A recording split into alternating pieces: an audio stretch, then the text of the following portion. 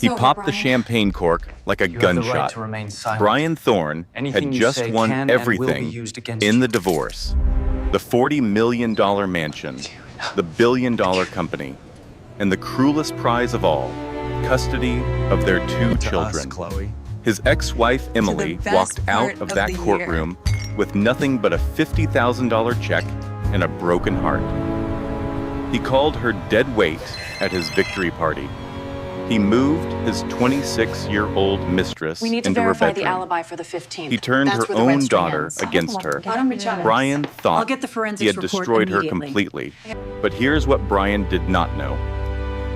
He did not know that Emily's quiet, wheelchair-bound father was not just a retired timber merchant. He did not know that the code powering his entire billion-dollar empire was stolen. And he did not know that the woman he threw away like garbage was about to become the most dangerous enemy he ever faced. This is the story of how a billionaire celebrated too early, and how the queen he sacrificed came back to take his entire kingdom. Value statement and lesson. Before we begin, I want you to know why this story matters. This is not just entertainment. This is a reminder that your worth is not determined by how others treat you. It is determined by how you rise after they try to break you. If you have ever felt invisible in your own marriage, if you have ever been told you contributed nothing while you held everything together, if you have ever watched someone take credit for your sacrifices, this story is for you. The lesson is simple but powerful. The queen is the most powerful piece on the board. Never let anyone make you forget that. Meaning of the story. At its heart, this is a story about patience, resilience, and the quiet strength that women carry when the world underestimates them. It is about the difference between power and value. Brian had power. He had money, influence, and lawyers, but Emily had value. She had truth, she had people who believed in her, and she had the one thing Brian never possessed: the ability to love something more than herself. This story proves that storms do not destroy us. They reveal us. They force our roots deeper until nothing can pull us out. The fluorescent lights of the King County Superior Courtroom hummed with a low, irritating buzz. To most people, it was just background noise. To Emily Carter, it sounded like a countdown to the end of her life. She sat at the defendant's table, wearing a simple navy dress she had bought at Target 3 days ago. It was the nicest thing she owned now that Brian had frozen their joint accounts. Her hands were folded neatly in her lap, steady as stone, but inside she was dying.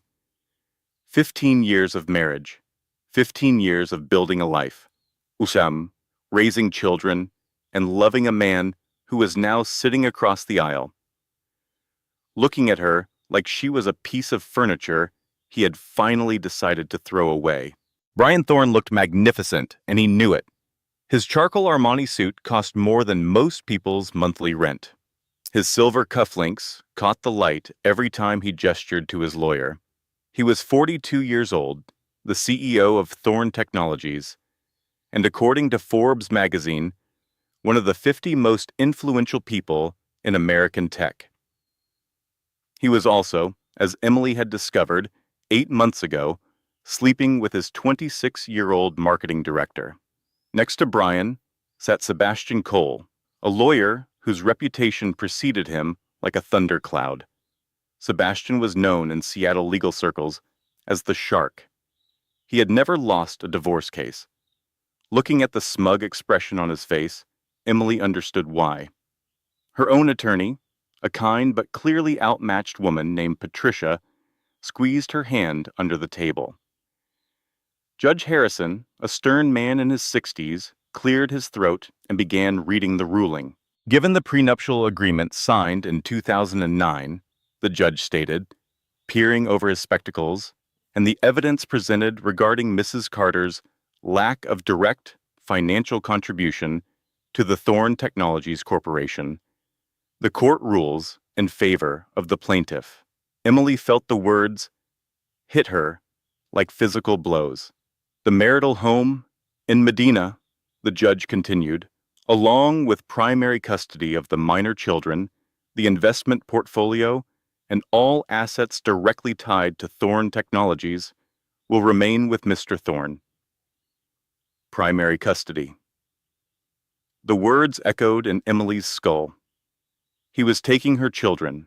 Mrs. Carter is awarded a lump sum settlement of $50,000 and personal effects. The prenuptial agreement is deemed valid and enforceable. $50,000. It was less than Brian spent on wine in a single quarter. It was less than the watch currently glinting on his wrist. Emily heard Brian let out a breath beside her. She heard Sebastian whisper something that sounded like clean sweep. She heard the quiet shuffle of papers being organized, the case already closed in their minds. But she could not move. She could not breathe. She was trying to understand how 15 years of her life had just been reduced to a single piece of paper and a check that would not even cover a year of rent in Seattle. The prenup, she remembered signing it. She had been 23 years old, madly in love with a brilliant computer science student who had promised her the world.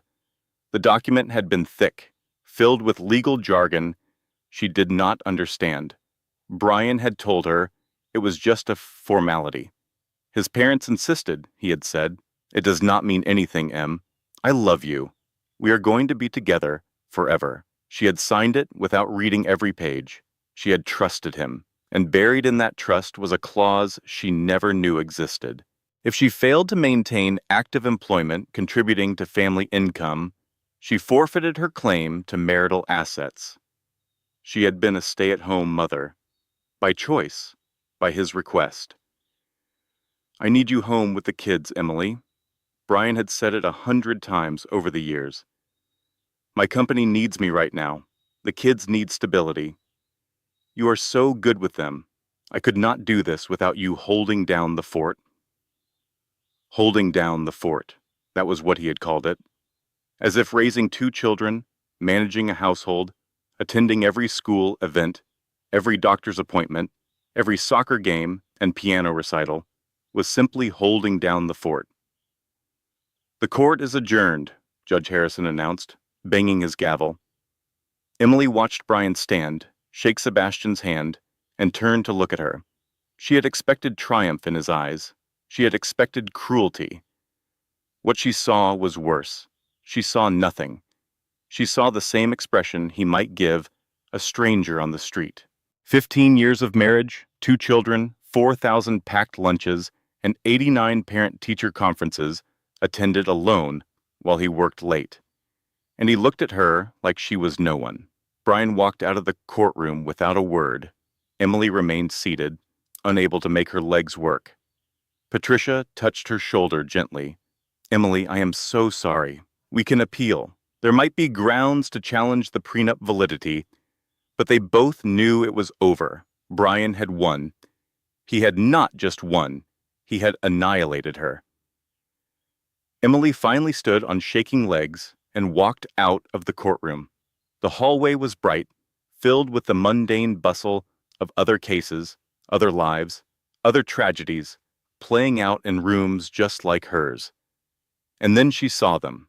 Lily and Mason were waiting on a bench near the exit, supervised by Brian's assistant. Lily was 14, with her father's dark hair and her mother's hazel eyes. Mason was 11, still young enough to look confused by everything happening around him. Emily rushed toward them, her arms already opening for an embrace. But Lily stepped back. Mom. Lily's voice was cold in a way Emily had never heard before. Dad told us what happened. Emily's arms froze, mid-reach. Baby, I do not know what he said, but this is complicated. Adults, sometimes. He said you did not fight for us? Lily's eyes were hard. He said you just wanted money. He said you were going to leave us anyway, so he had to protect us. That is not true. Emily's voice cracked. Lily, that is not true at all. I would never leave you. I love you more than anything in this world." Mason broke from the bench and ran into Emily's arms, crying. But Lily remained where she was, arms crossed, face closed. Brian appeared behind them, placing his hands on Lily's shoulders. "Kids, the car is waiting. Say goodbye to your mother. You will see her on alternating weekends." Alternating weekends.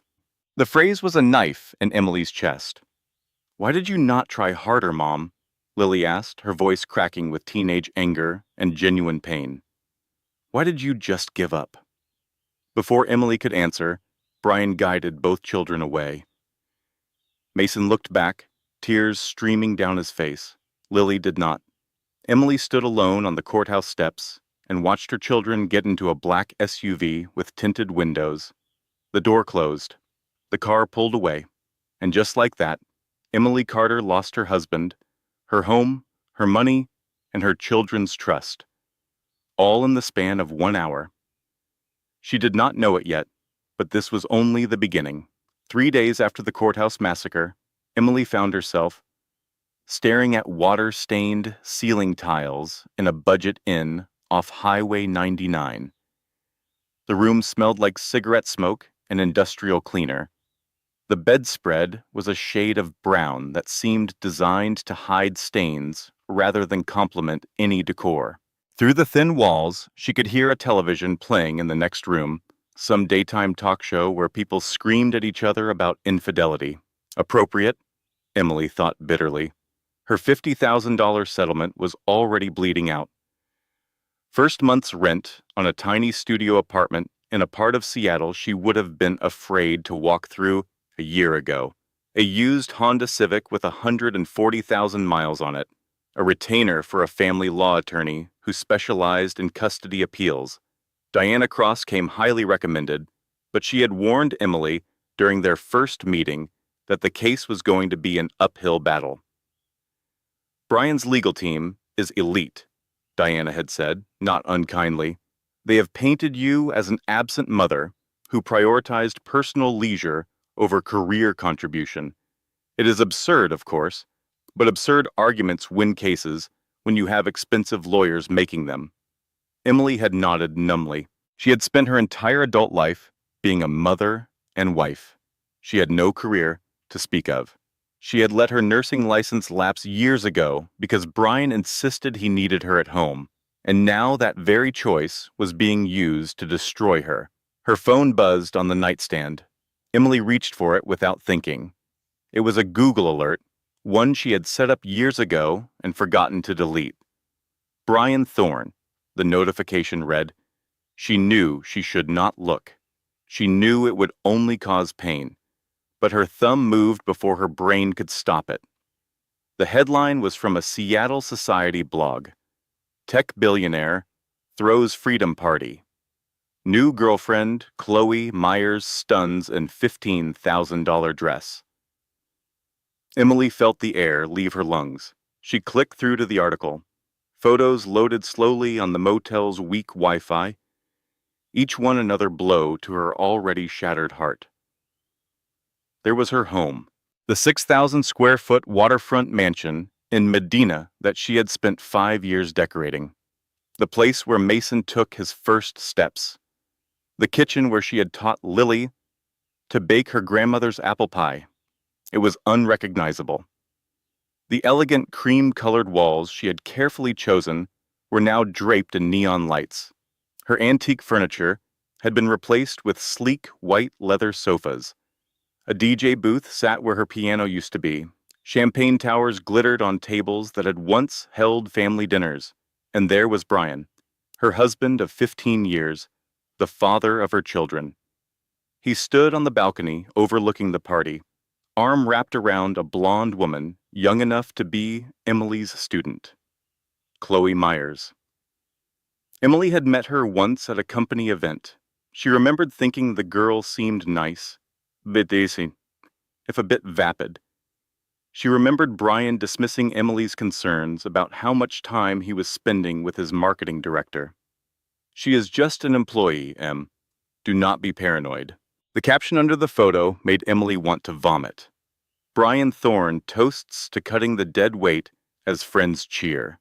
Dead weight. That was what she was to him now. 15 years of partnership, of building a life together, of sacrificing her own ambitions so he could achieve his. And she was dead weight. Emily barely made it to the bathroom before she threw up. She was still sitting on the cold tile floor 20 minutes later when her phone rang. The caller ID showed Mason's name. "Hello?" Emily answered, trying to keep her voice steady. "Mom?" Mason's voice was barely a whisper. "Are you there?" "I am here, baby." Emily pressed the phone tighter to her ear. "Are you okay?" "Why are you whispering? I'm in my closet. Dad does not know I am calling. He took my phone, but I found Lily's old one." Emily's heart clenched. "What is wrong, sweetheart?" "Mom, Chloe is moving into your room." Mason's voice cracked. "She threw away your garden, all your flowers. She said they were depressing." Emily closed her eyes. The garden she had planted when they first moved in. The roses her mother had given her cuttings from before she passed away. Gone. "Baby, I am so sorry," Emily whispered. "I'm going to fix this. I promise. Lily said you are not coming back. Is that true?" Emily could not answer. The words stuck in her throat like broken glass. "Mom, I saved one of your roses," Mason continued. "I hid it in my closet. It is dying, though. Like everything." There was a noise in the background. Mason gasped. "I have to go." He hung up before Emily could say goodbye. She sat in that motel bathroom, on that cold tile floor, holding a dead phone, in a dead room, and wondered how her life had collapsed so completely in less than a week. The next morning, Emily forced herself out of bed. She had a meeting with Diana Cross to discuss the custody appeal strategy. Diana's office was in a modest building downtown, nothing like the gleaming tower where Sebastian Cole practiced. But the moment Emily walked in, she felt something she had not felt since the divorce. She felt like someone was actually on her side. "I will be honest with you, Emily," Diana said, leaning forward across her cluttered desk. "Brian's legal team is top tier. They have already painted you as an absent mother who prioritized personal leisure over career contribution. I was raising his children." Emily heard her own voice rise with indignation. "That was my job. He asked me to stay home." "I know." Diana's eyes were sympathetic. "The law does not always see it that way. But there might be one angle we can use." "What angle?" "If we can prove Brian is an unfit parent," Diana said carefully. "Drugs, abuse, criminal behavior. If we have evidence of that, we have a shot at reopening custody." Emily thought about the late nights Brian spent locked in his home office, the paranoid behavior, the times she had walked in and he had quickly closed his laptop, but she had never seen anything concrete. She had no proof. "Maybe," Emily said hesitantly. "I do not know. There was always something off, but I never found anything specific." Diana nodded slowly. "Maybe does not win custody cases. I need evidence." She slid a notepad across the desk. "Let me tell you something I tell every woman who walks through that door. Document everything. Texts, emails, financial statements. The court does not care about your feelings. It cares about paper trails. Start building yours." Emily took the notepad. It felt like holding a lifeline. "And Emily," Diana added as she stood to leave, "find out what Brian was hiding in that office. Because men like him always have something to hide." 2 weeks after the motel bathroom breakdown, Emily was starting to feel something other than despair. She was starting to feel angry. Anger, she discovered, was useful. Anger got her out of bed in the morning. Anger made her drive to Diana's office and fill out paperwork. Anger made her take notes and document every communication from Brian's lawyers. But anger also made her accept an invitation she should have declined. Rachel Bennett had been Emily's college roommate. They had stayed in touch over the years through birthday cards and occasional lunches, the kind of friendship that exists more in memory than in present reality. When Rachel texted suggesting they meet for lunch, Emily thought it might be nice to see a friendly face. She was wrong.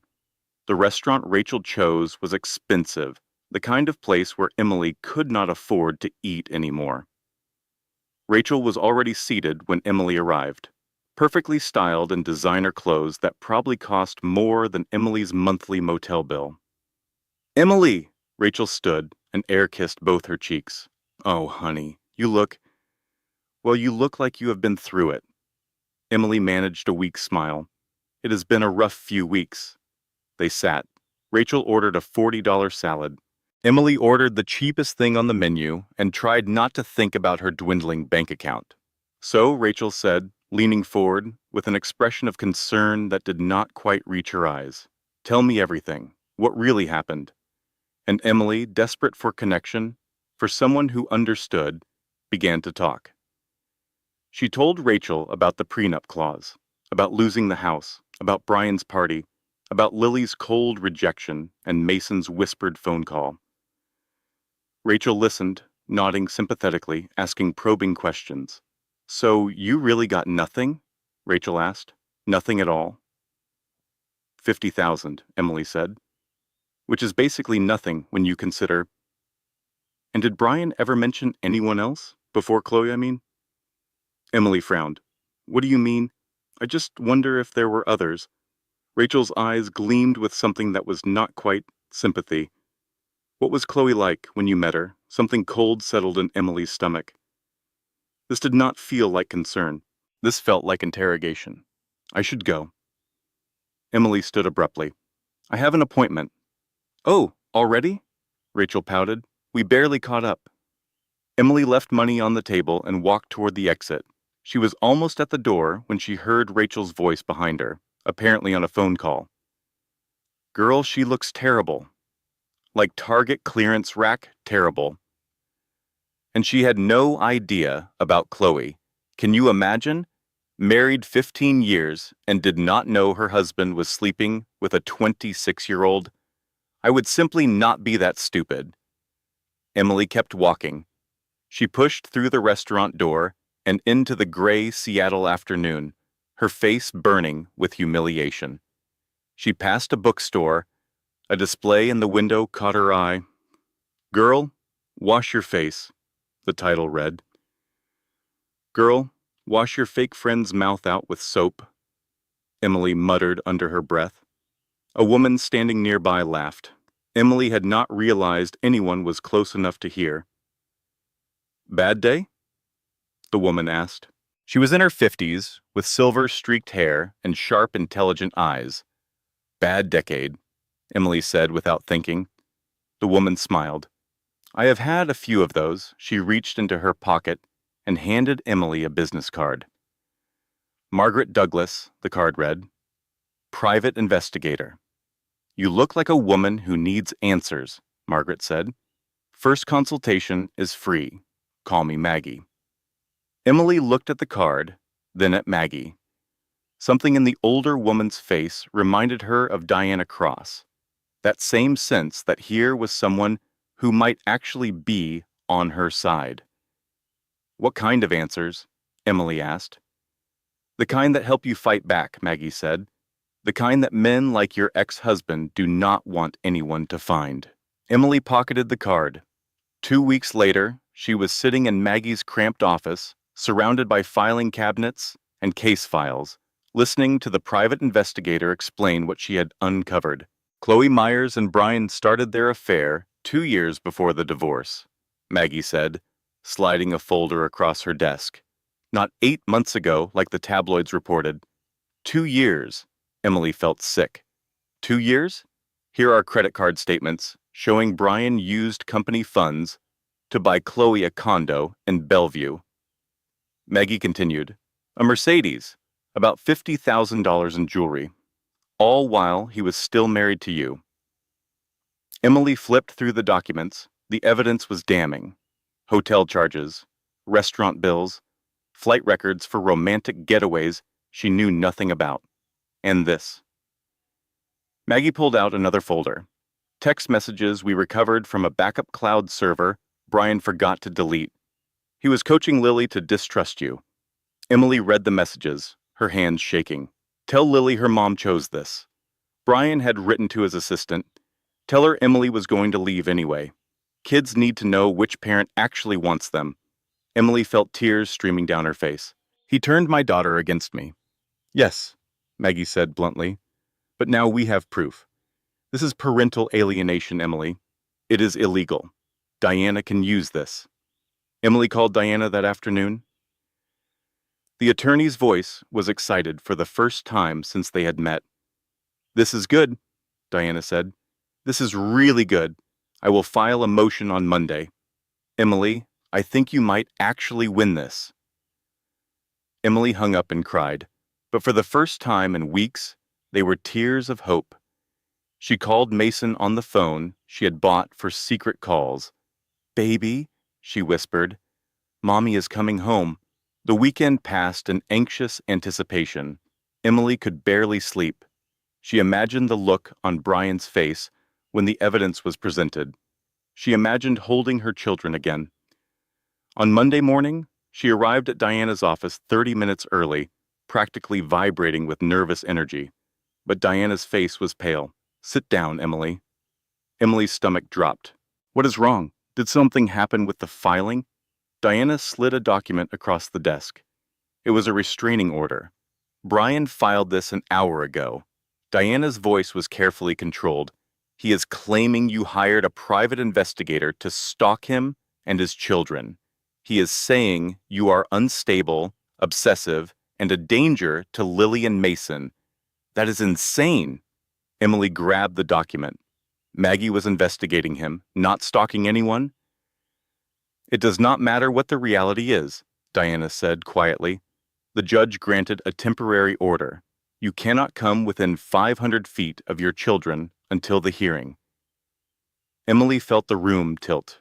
Until when? 3 months. 3 months? The words barely came out. I cannot see my kids for 3 months? Diana reached across the desk and squeezed Emily's hand. I am sorry. He outmaneuvered us. He knew we were coming. Emily sat in that office, holding a restraining order that called her a danger to her own children, and felt the last flicker of hope die in her chest. She had tried to fight back, and it had made everything worse. The catastrophes came one after another, like waves in a storm, each one hitting before Emily could recover from the last. 2 days after the restraining order, her landlord called. Mrs. Carter, I hate to do this. He sounded nervous rather than apologetic. But I received a call from a law firm. They expressed concerns about your, mental state. They suggested you might be a liability to the property. Emily's blood ran cold. What are you saying? I am not renewing your lease. You have 30 days. 3 days after that, her bank called. Mrs. Carter, your accounts have been frozen pending investigation. A claim has been filed stating you misappropriated marital funds. Misappropriated? Emily's voice rose. That was my settlement money. The court gave it to me. I understand, ma'am. The bank representative sounded bored. But until the claim is resolved, we cannot release the funds. And then, on a Tuesday evening that should have been ordinary but would haunt Emily for years, her phone buzzed with a text message from Lily. Mom, Dad showed me the restraining order. He said you tried to kidnap us. I do not want to see you anymore. Please stop contacting Mason too. You are scaring him. Goodbye. Emily read the message 17 times, she counted. Her daughter, her baby girl, the child she had rocked to sleep and taught to read and loved with every fiber of her being, was asking her to disappear. She got in her car. She drove without thinking, without destination, just needing to move, to escape the suffocating weight of her own destruction. She found herself at a bridge overlooking the river. It was a pretty spot during the day. Joggers passed by. Families walked their dogs. But at 10 o'clock on a Tuesday night, it was empty. Emily parked. She got out of the car. She walked to the railing and looked down at the dark water rushing below. She stood there for a long time. Her phone rang. She almost did not answer, but something made her look at the screen. It was Maggie. "Emily, where are you? I have been calling for hours." Emily's voice came out flat and strange. "I am looking at the water." There was a pause on the other end of the line. A long, careful pause. "Emily, I need you to listen to me very carefully." Maggie's voice was steady and calm, the kind of calm that came from training. "I found something big, but I need you alive to use it. Do you understand me? I need you to drive away from that bridge right now." "What is the point, Maggie?" Emily heard herself say. "He already won. He took everything." "No, he did not." Maggie's voice cut through the fog in Emily's brain. "Because I just found out who Brian Thorne really stole his company from. And Emily, it was not his investors. It was not his partners. It was you." Emily blinked. "What are you talking about? Come to my office. Right now." "And Emily," Maggie's voice softened, "the game is about to change, but you have to be alive to play it. Please, get in your car." Emily looked at the water one more time. She thought about Lily's text. She thought about Mason hiding in his closet, protecting a dying Rose because it reminded him of her. She got in her car. It was 2 a.m. when Emily arrived at Maggie's office. The private investigator was waiting with coffee and a wall covered in documents, photographs, and red string connecting pieces of evidence. "Okay, Emily." Maggie guided her to a chair. "I need you to tell me about your father." Emily frowned. "My dad? He is retired. He lives in Oregon. He had a stroke last year. He is in a wheelchair now. What does he have to do with any of this?" "Emily, what did your father do before he retired?" "He was in logistics," Emily said slowly. "Timber industry. He had a software company in the 80s that tracked lumber shipments, but it went under when the industry collapsed." Maggie slid a folder across the table. "Your father's company did not go under. He sold it to the Department of Defense for $80 million in 1989. Emily stared at the documents. "That is impossible. He never—" "We were not rich. The money went into a trust," Maggie continued. "But here's what is interesting. The core technology, a logistics algorithm called Sterling 4, was never included in the sale. Your father kept it. He patented it under a family trust." "The Sterling Family Trust." She looked at Emily intently. "And Emily, you are the sole beneficiary." "I do not understand." Emily shook her head. "What does old lumber software have to do with Brian?" Maggie pulled up code comparisons on her computer. "Because old lumber software is the foundation of Thorne Technologies. I had a forensic coder analyze Brian's so-called breakthrough artificial intelligence. It is not original. It is a modified version of Sterling 4. Your father's algorithm. Your algorithm." Emily's hands began to shake. How did Brian get it? The answer came to her before Maggie could speak. The memory surfaced like a body from deep water. College. Brian, struggling with his thesis. Emily staying up late to help him, drawing on the logic patterns she had grown up watching her father develop. "I helped him," Emily whispered. "I thought I was just helping him optimize his program. I did not realize."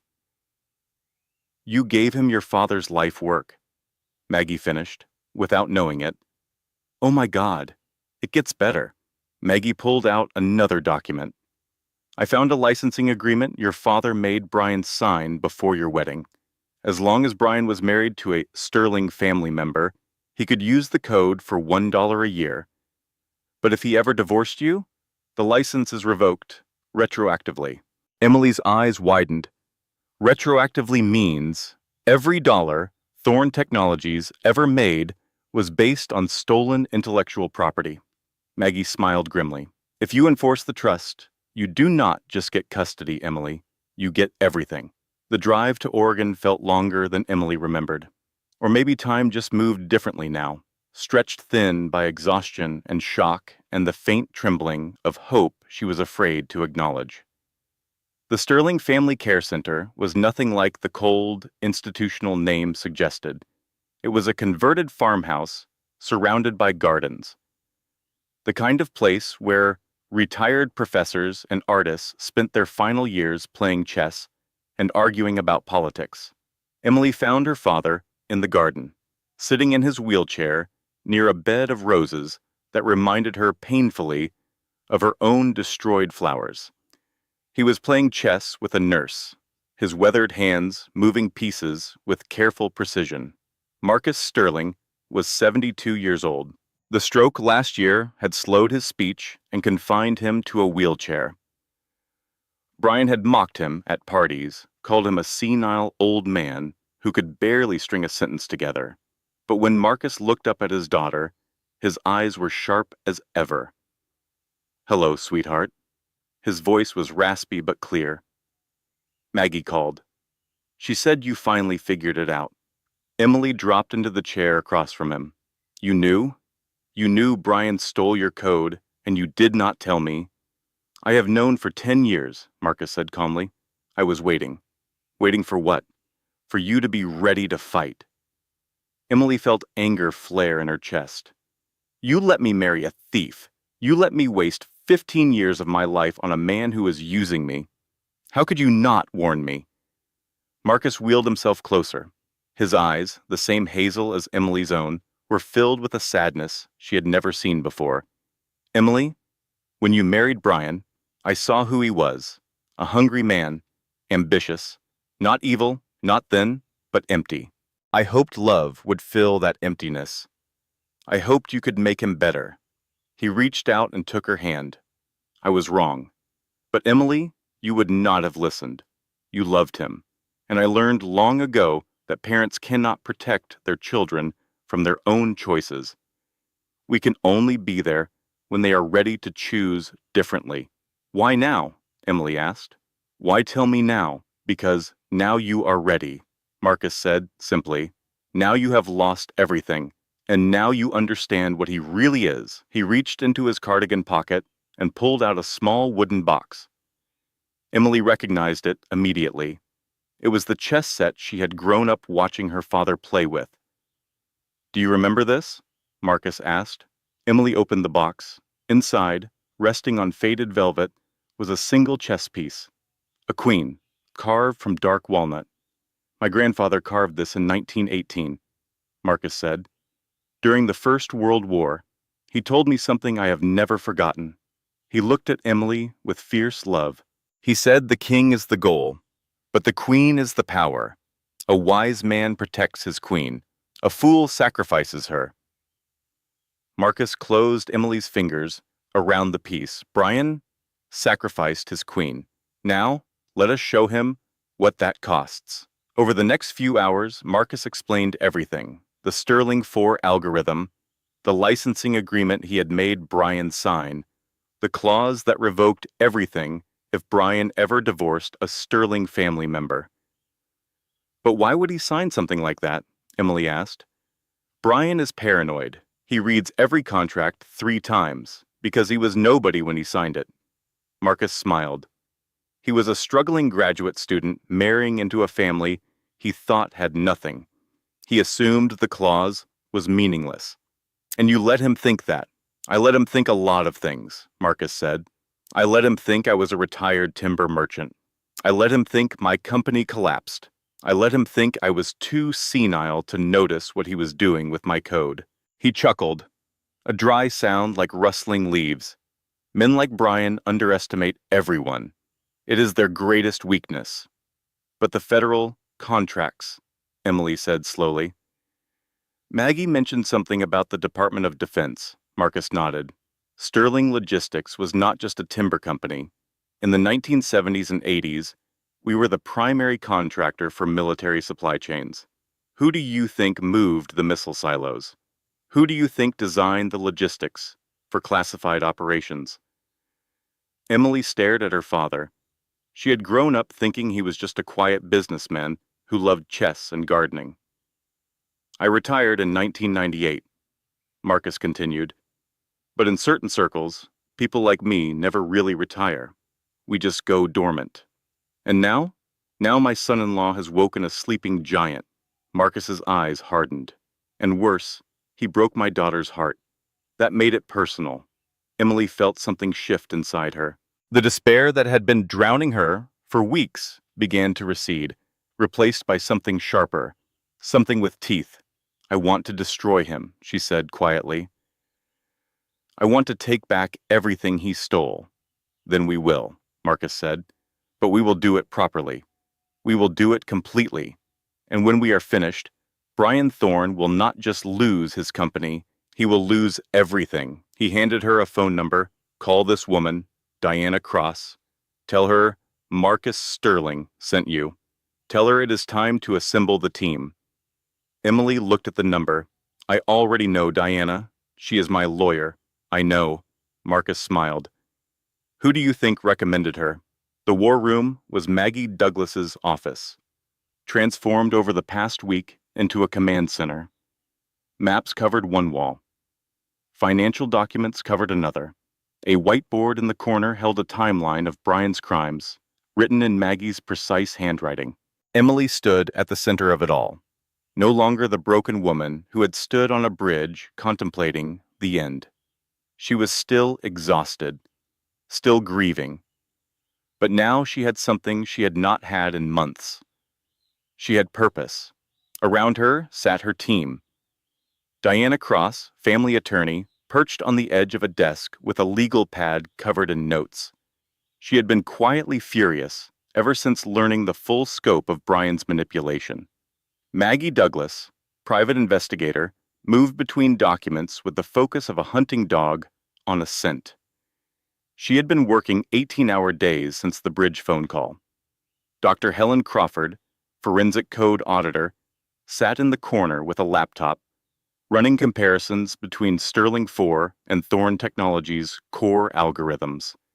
She was a formidable woman in her 50s who had testified in dozens of corporate espionage cases. And Carla Mitchell, Emily's old nursing school friend turned paralegal, who had arrived unannounced 2 days ago with a suitcase and a declaration that she was not leaving until that bastard paid for what he did. Okay, Maggie began. Here is what we have. She pointed to the timeline. Brian Thorne built his entire company on stolen code. Sterling 4 was designed by Marcus Sterling to track lumber shipments, but the underlying logic can optimize any system. Supply chains, traffic patterns, human behavior. Brian modified it into what he calls Thorne AI, but 87% of the core architecture is directly lifted from Sterling's patent. Helen nodded. I have 4,000 pages of documentation proving it. Every significant innovation at Thorne Technologies traces back to that original code. Which means? Emily asked. Diana answered. Which means the licensing agreement your father had Brian sign is enforceable. The moment Brian divorced you, every dollar his company ever made became proceeds from stolen intellectual property. Retroactive liability. Carla whistled. That is billions of dollars. But it gets worse for Brian, Maggie continued. Or better for us, depending on your perspective. She clicked to a new document. While investigating Brian's finances, I found something he definitely did not want anyone to find. A project called Velor. Velor? Emily frowned. I never heard him mention that. Because it is illegal, Maggie said bluntly. Brian modified the Sterling 4 code to do more than optimize logistics. He turned it into a surveillance tool. Thorne Technologies apps have been secretly recording audio from users' phones, even when the apps are closed. Harvesting banking passwords, recording private conversations, collecting medical information. Emily felt sick. And then what? Maggie's face was grim. And then selling it to foreign intelligence brokers. Brian has been committing espionage, Emily, for money. The room was silent. How do you know this? Emily finally asked. Because I am not the only one investigating him, Maggie said. I have contacts in federal law enforcement. They have been building a case for 18 months. They were waiting for the right moment to move. And that moment is now, Diana said. Because now we have leverage they do not have. We have you. We have the Sterling Trust. We have the legal right to revoke everything. So what is the plan? Emily asked. Carla jumped in. I have been coordinating with a network of women, divorced moms who have been through custody battles with wealthy men. They have resources, connections, and they are angry on your behalf. The plan has 3 phases, Diana said. Legal, financial, and personal. She ticked them off on her fingers. Legal. I file a motion to vacate the restraining order using Maggie's evidence of parental alienation. Those text messages Brian sent coaching Lily are damning. Financial. Helen delivers her forensic audit to the SEC. She also delivers it to the FBI agents investigating Valor. They coordinate their moves. Personal. Maggie smiled coldly. We let Brian think he has won. We let him get comfortable. And then we strike. What about Chloe? Emily asked. She is living in my house. With my children. Maggie's smile widened. About that, I have been digging into Miss Myers, and she is not just a mistress. She pulled up financial records. Chloe has been embezzling from Thorn Technologies for 2 years. She set up shell companies and has been funneling corporate funds into her personal accounts. About $4.8 million so far. Emily blinked. She is stealing from Brian? She is stealing from everyone. But here is the best part. Chloe has a boyfriend. A boyfriend? A DJ named Trent. They have been together since before Chloe started working at Thorn Technologies. Brian is not her endgame. He is her ATM. She is planning to disappear the moment she hits 5 million. Emily let out a laugh that surprised even her. That is actually hilarious. Karma is undefeated, Carla said with satisfaction. So when do we move? Emily asked. 3 weeks, Diana said. We need Helen's report finalized. We need the FBI ready. And we need the restraining order lifted so you can be there for the finale. Emily looked around the room, at these women who had rallied around her, who believed her when the legal system did not, who were fighting for her when she could barely fight for herself. I forgot what this felt like, she said quietly. What? Maggie asked. Having people in my corner? Diana squeezed her shoulder. Get used to it. You are not alone anymore. 3 weeks later, the restraining order was vacated. Emily stood outside a family services building, waiting for the supervised visitation that had been granted as part of the ongoing custody review. Her heart pounded so hard she could hear it in her ears. The door opened, a social worker emerged, followed by Mason. The moment he saw Emily, Mason broke into a run. He slammed into her arms with enough force to knock her back a step. Mom, his voice was muffled against her shoulder. Mom, I missed you so much. Emily held him tight, tears streaming down her face. I missed you too, baby. Every single day. Over Mason's shoulder, she saw Lily emerge. Her daughter stood awkwardly near the door, arms crossed, but she was not running away. She was not glaring with hatred.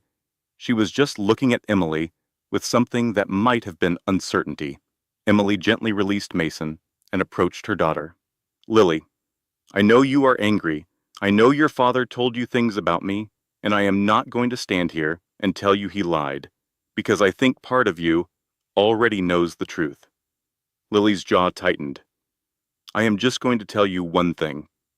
Emily continued. I love you. I have never stopped loving you. And everything I am doing, everything is for you and your brother. Dad said you went crazy. Lily's voice was small. He said you were dangerous. Do I look crazy to you? Lily studied her mother for a long moment. No, she finally said. You look different, stronger. I am stronger, Emily agreed, and I am going to prove it to you. Just watch. The visitation went better than Emily had hoped. Mason talked nonstop about school, about his friends, about the rose cutting he had secretly replanted at Grandpa's house. It is growing, Mom, he said excitedly. There's a whole bush now. Lily was quieter, but she stayed close. She asked questions about where Emily was living, what she was doing. She did not hug Emily when the visitation ended, but she did not pull away either. Emily drove home feeling lighter than she had in months. The tide was turning. Diana said the custody review was progressing well. Helen's report was almost ready. Maggie's FBI contacts were preparing to move on the Valor investigation. For the first time, Emily allowed herself to imagine winning. She should have known better. The call came that evening. Diana's voice was tense. Emily, we have a problem. What happened? Brian found out about the Sterling Trust, Diana said. He is not waiting for us to file. He filed first. Emily's blood went cold. Filed what? A lawsuit claiming the trust is fraudulent, that your father forged the original patents, that you and Marcus are engaged in a conspiracy to defraud Thorne Technologies. That is insane. He cannot possibly prove any of that. He does not need to prove it. Diana said grimly. He just needs to delay us. He is trying to tie everything up in court for years. By the time it gets sorted out, your children will be adults. There has to be something we can do. There is. Diana hesitated. But you are not going to like it. Tell me, Brian has also subpoenaed your father's medical files. He is going to argue that Marcus is not mentally competent to manage the trust, that his stroke left him incapable of making legal decisions. Emily felt fury rise in her chest. He is going after my father? He is going nuclear, Emily, Diana said. He knows we have him cornered. This is scorched earth. Emily hung up and immediately called Marcus. Her father answered on the second ring. I know, sweetheart. His voice was calm. Let him come, Dad. He is going to try to declare you incompetent. He is going to drag you through depositions and medical evaluations and... Emily, Marcus interrupted. I survived 4 congressional hearings, 2 SEC investigations, and your mother's meatloaf. I can survive Brian Thorne. Despite everything, Emily laughed. Dad, this is serious. I am serious. Have you tasted your mother's meatloaf? May she rest in peace. Da. But that woman was a war crime in the kitchen. Emily laughed again, harder this time. There you go, Marcus said warmly. Now stop worrying. The boy thinks he is playing checkers. We are playing chess. And it is almost time for checkmate. What do you mean? I mean, Brian just made his last move. And it is exactly the move we needed him to make. Emily frowned. I do not understand. He is attacking my competency. Marcus explained. Which means he needs to prove I am senile. Which means he needs to get my medical records. Which means he needs to go through official channels. And the moment he accesses those records, the moment he involves federal medical databases, he becomes visible. Visible to who? To the people who have been waiting for him to make a mistake, Marcus said. To my old friends in places Brian does not even know exist. Dad, what are you talking about? I told you. Marcus's voice hardened. People like me never really retire. We just go dormant. And Brian Thorne just woke up something he should have let sleep. Brian Thorne was feeling confident as he strode into the Thorne Technologies headquarters for the emergency board meeting he had called. His counter lawsuit against the Sterling Trust was filed. His lawyers assured him it was airtight. The senile old man and his pathetic daughter did not stand a chance. He stepped into the elevator, checking his reflection in the mirrored walls. He looked good. He looked like a winner. The elevator doors opened on the executive floor. Brian walked toward the boardroom, already composing the triumphant speech he would give to the board members. He pushed open the glass doors and stopped. The boardroom was not empty, but it was not filled with his allies. Emily sat at the head of the table. His seat. She was wearing a sharp navy blazer that made her look like a completely different person from the broken woman he had destroyed in court. Next to her was an older woman with gray, streaked hair and reading glasses, surrounded by stacks of files. Across from her sat a man in a dark suit that screamed federal agent. And the chairs, where his board members should have been sitting, were empty. "What the hell is this?" Brian demanded. "Security!" Emily's voice cut through the room like a blade. "Security is not coming, Brian. They work for the company, and as of 9 o'clock this morning, you do not." Brian felt the first flicker of fear. "You are delusional. I own this company. I built this company." Emily stood slowly. "Actually, you do not. You never did." She nodded to the man in the suit. "Mr. Thorne," the man said, "I am Agent David Warren with the Federal Bureau of Investigation. We need to discuss the Valor Project." Brian's face went white.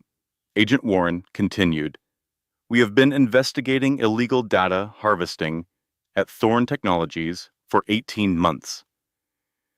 Your software has been collecting and selling private user data to foreign intelligence brokers. Audio files, banking information, private communications. That is not just corporate espionage, Mr. Thorne. That is treason. That is... I did not... The data collection was standard." Brian stammered. The woman with the files spoke up. "Standard?" Dr. Helen Crawford introduced herself without standing. "You modified the Sterling 4 algorithm, which you never had the right to use, to create a backdoor that recorded users without consent. I have 4,000 pages of documentation. Every file you sold, every payment you received, every law you broke." Brian spun toward Emily. "You did this. You and your crazy father." Emily's smile was cold. "No, Brian, you did this. I just waited for you to hang yourself." She walked toward him. "Here is what is going to happen. The board has voted to remove you as CEO, effective immediately. The Sterling Trust is reclaiming all intellectual property derived from Sterling 4. Your personal assets are being frozen pending federal investigation. The prenup..." Brian grasped at straws.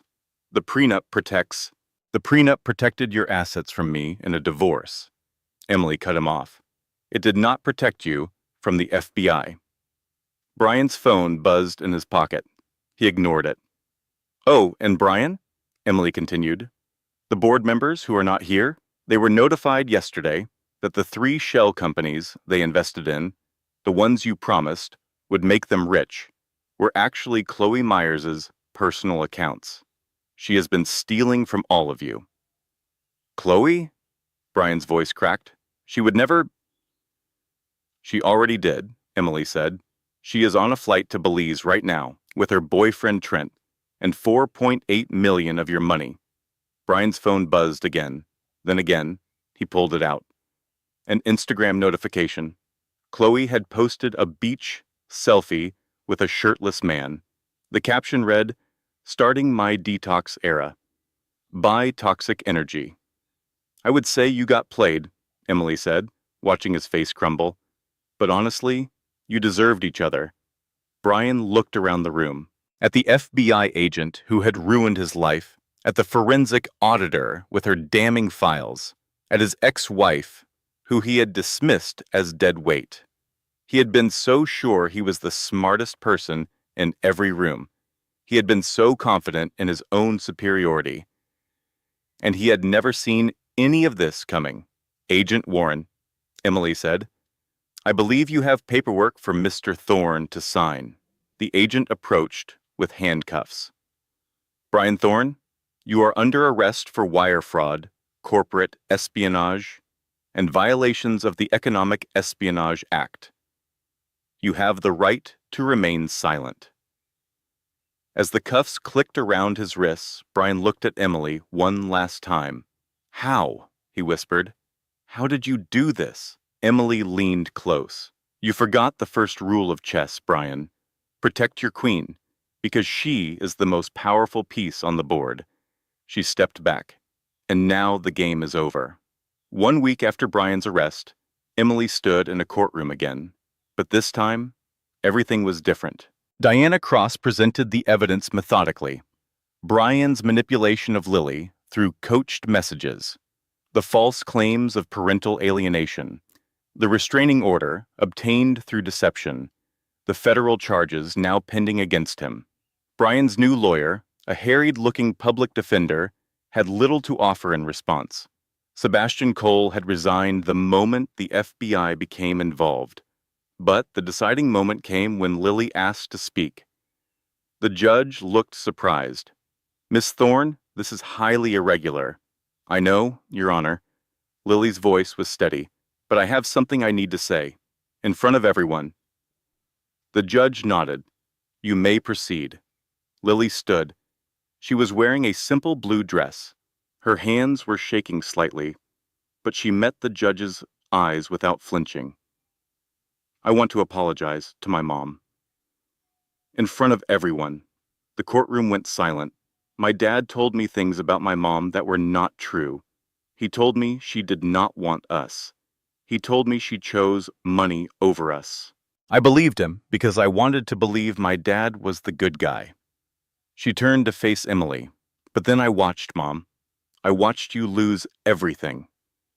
Your house, your money, your reputation, and you never stopped fighting for us. You never gave up. Lily's voice cracked. Dad gave up on our family the second something better came along. You never did.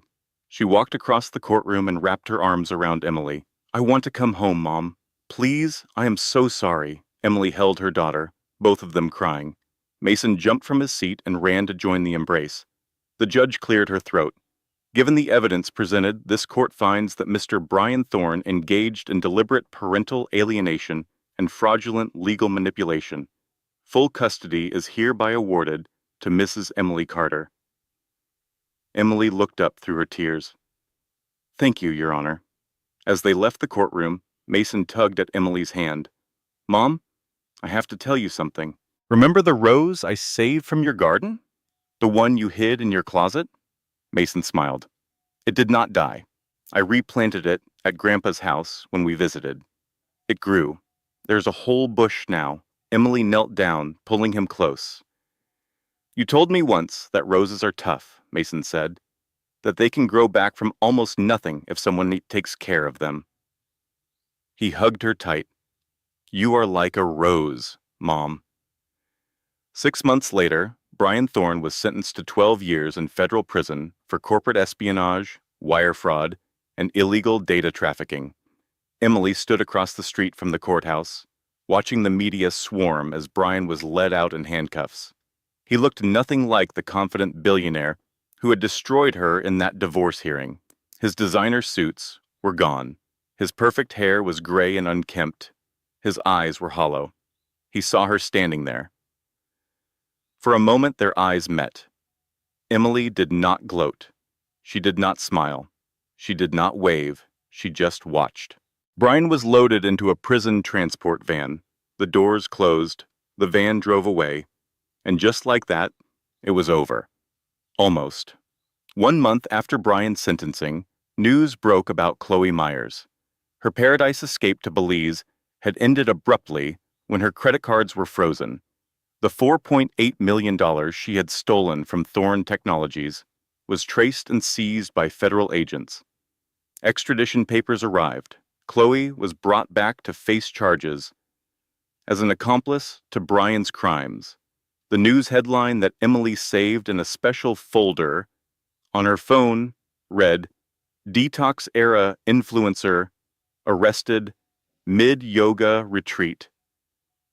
Screams, "Do you know who I am?" at federal agents. Trent, the DJ boyfriend, gave an interview from Belize. "I did not know anything about the money," he said. "I thought she was rich from crypto or something. I am just here for the vibes." During Chloe's trial, another revelation emerged. She had been the one who leaked Brian's affair to the tabloids in the first place, trying to pressure him into leaving Emily faster. She had played everyone, and she had lost everything. 2 years later, Emily stood on the porch of a farmhouse in Oregon, watching the sun set over hills she had learned to call home. The house was modest but beautiful, purchased with her share of the Sterling Trust settlement, close enough to her father's care facility that she could visit every day. In the driveway, Lily was teaching Mason to drive. It was going poorly. "I think I hit the mailbox." Mason's voice carried across the evening air. "That is not the mailbox," Lily responded with exaggerated patience. "That is a trash can." "Oh, good." "So, I improved," Emily laughed. It was a sound that had taken her a long time to relearn. Her father wheeled onto the porch beside her, a blanket across his lap against the evening chill. "You did good, Emily," Marcus said quietly. "We did good, Dad." "No!" He shook his head. "I just opened the door. You walked through it." He looked out at the grandchildren he had almost lost. "I am proud of you, sweetheart. Your mother would be too." A car pulled into the driveway. Maggie Douglas stepped out, waving a bottle of champagne. "You are not going to believe this," she called out. "What now?" Maggie climbed the porch steps, grinning. "Remember how you donated most of the Thorntech settlement to digital privacy advocacy?" Emily nodded. It had felt right. She did not want Brian's dirty money. She wanted to turn it into something good. The foundation you started, the Carter Digital Rights Foundation, just received a $10 million grant from the federal government. They want you to advise on new data privacy legislation. Emily, they want you in Washington. Emily stared at her. "Me, I am a nurse. I am a mom. I do not know anything about—" "You know more than anyone," Maggie interrupted. "You lived it. You exposed it. You fixed it." Marcus chuckled beside her. "The Queen does not just protect the king, Emily. Sometimes she takes the whole board." The next morning, Emily was in her garden, planting roses. The cutting that Mason had saved, the one that had survived against all odds in his closet, had been divided again and again. Now there were rows of bushes, each one a testament to what could grow from near death. Lily knelt beside her, hands dirty, working a cutting into the soil. "Mom, can I ask you something?" "Anything." "How did you do it?" Lily asked quietly. "When everything fell apart.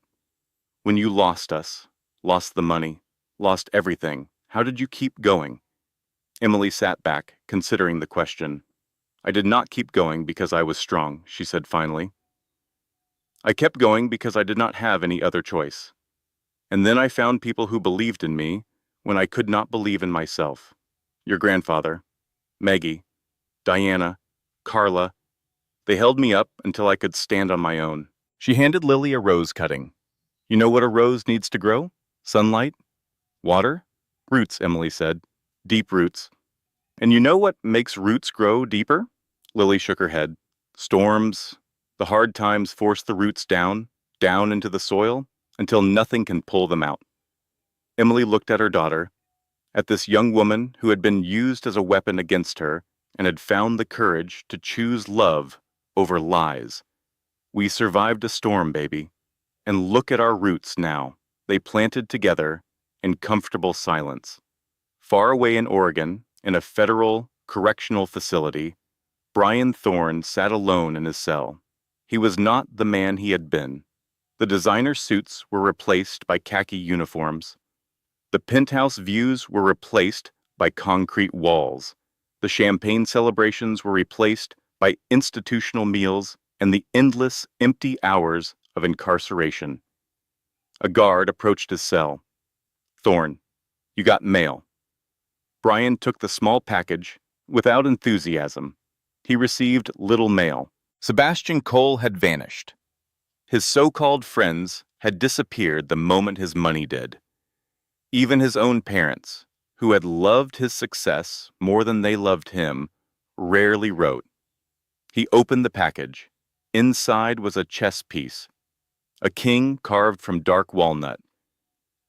The crown at the top was broken off, leaving a jagged scar in the wood. There was a letter. Brian. A king without his queen is just a piece of wood waiting to be toppled. I am not writing to gloat. I am writing to teach. You had everything, a wife who loved you, children who adored you, a company built on genius that was not yours. All you had to do was be kind, but you could not, because you were empty, and empty men always destroy what they cannot fill. Keep this king. Let it remind you of what you sacrificed for a crown you were never meant to wear. The game is over, Brian. Marcus Sterling. Brian read the postscript 3 times. P.S. Emily wanted me to tell you. She forgives you, not for your sake, for hers. Forgiveness, she says, is how she took her power back.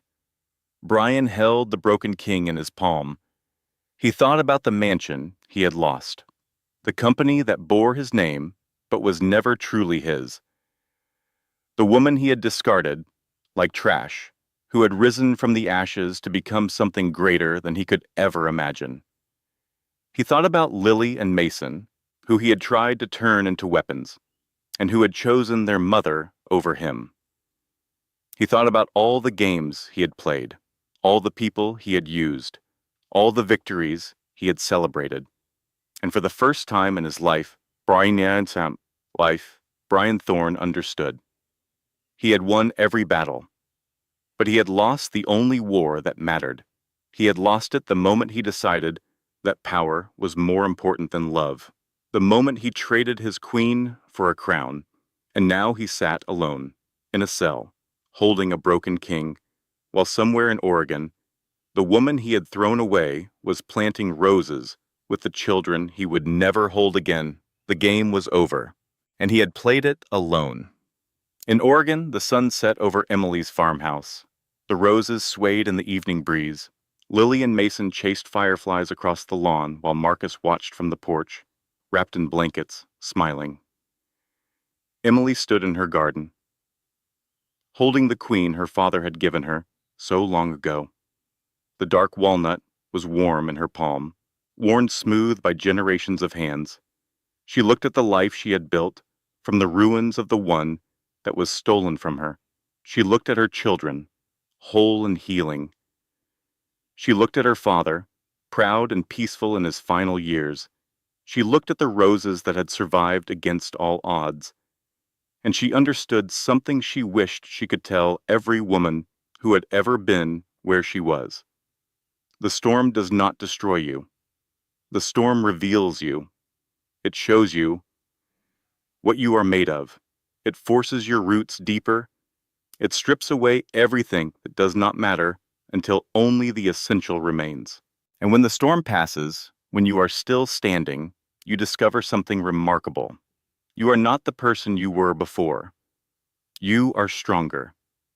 If you are listening to this, Emily thought, sending the words out into the universe for every woman who needed them, and you are in the middle of your storm, losing everything, fighting alone, wondering if it is even worth it, I want you to know, it is. You are worth fighting for.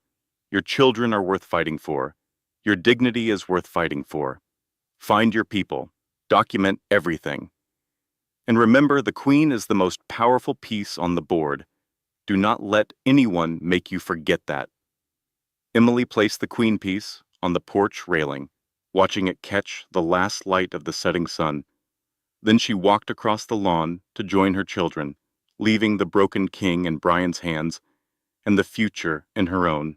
Now, if stories like this speak to your soul, if you want more tales of women who refuse to stay broken, I would love for you to join this community. Hit that subscribe button and turn on notifications so you never miss a story. Drop a comment below and tell me, have you ever had a moment where someone underestimated you and lived to regret it? I read every single comment, and your stories inspire the ones I tell. If you know a woman who needs to hear this message today, share this video with her. Sometimes the story is exactly the reminder someone needs that they are stronger than they think. Now, let us begin. This is The Broken King,